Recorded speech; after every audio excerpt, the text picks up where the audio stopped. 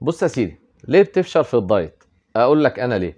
اول حاجه الاستعجال، بعد اول اسبوع من النظام الغذائي يقول لك زهقت، يسمع عن كوتش تاني يروح له جري، وطبعا الكوتش التاني هيبدا من جديد ودوخينا يا لمونه.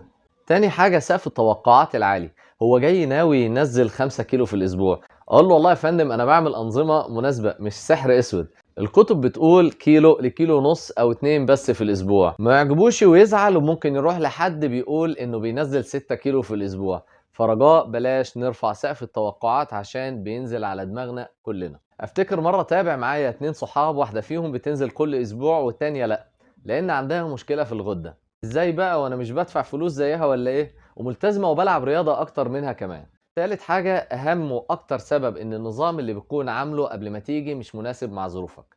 بتوقف اكل الساعة 7 بالليل وهو بينام الساعة 3 الصبح، مانع فاكهة نهائي وهو بيموت في الفاكهة. اقول لك الخلاصة، ما تستعجلش، خلي عندك ثقة في كابتن واحد، كل واحد وليه مدرسة.